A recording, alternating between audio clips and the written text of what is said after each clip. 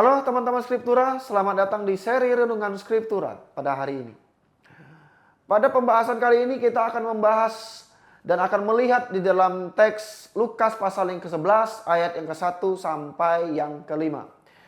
Pada bagian ketika para murid meminta diajarkan berdoa. Kita akan menelusuri 3 kata kunci dari bahasa Yunani dan merenungkan pesan yang muncul langsung dari teks ini. Di dalam bacaan Lukas ini, pasal yang ke-11, ayat yang ke-1 sampai yang ke-5, dimulai dengan gambaran yang sederhana. Tuhan Yesus sedang berdoa dan para murid melihat serta merasakan sesuatu yang berbeda. Nah, dari bahasa Yunani kita akan mendalami mengenai 3 kata kunci ini. Kata kunci yang pertama ada proseokomai, yang artinya berdoa.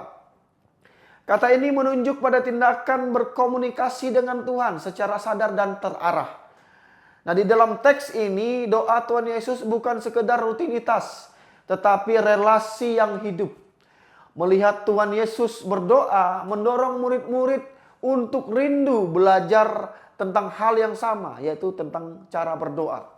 Kemudian kata kunci yang kedua ada didakon, yang artinya ajarkanlah. Permintaan murid-murid ini sangat sederhana. Mereka tidak meminta teknik tetapi bimbingan. Kata ini menunjukkan sikap rendah hati dan kesiapan untuk belajar. Doa dipahami sebagai sesuatu yang perlu dipelajari dalam relasi, bukan sekedar dihafalkan.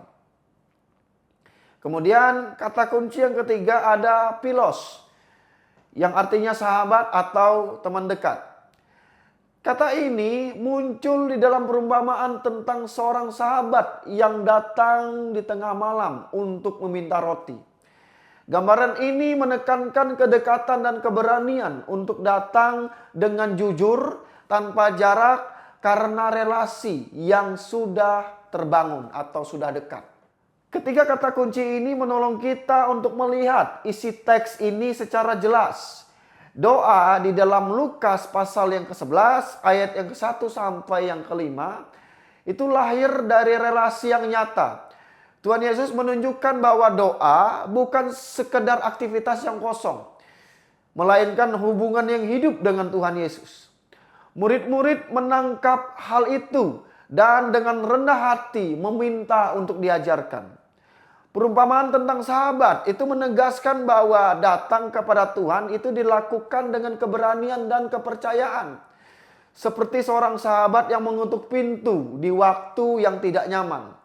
Doa itu dia gambarkan sebagai tindakan yang jujur dan penuh dengan kelekatan. Bukan karena kesempurnaan kata-kata, tetapi karena relasi. Teks ini itu mengajak kita untuk melihat bahwa berdoa berarti masuk ke dalam hubungan yang dekat. Belajar dengan rendah hati dan berani untuk datang dengan apa adanya. Semua itu berakar pada teladan Tuhan Yesus sendiri. Kiranya melalui teks Lukas pasal yang ke-11 ayat yang ke-1 sampai yang ke-5 ini, kita itu semakin memahami bahwa doa adalah ruang belajar dan kedekatan bersama Tuhan. Sebagaimana ditekankan oleh Tuhan Yesus itu sendiri di dalam teks Lukas tadi. Terima kasih sudah belajar bersama dengan menyimak seri Renungan Skriptura pada video kali ini. Sampai jumpa di video yang selanjutnya. Tuhan Yesus memberkati.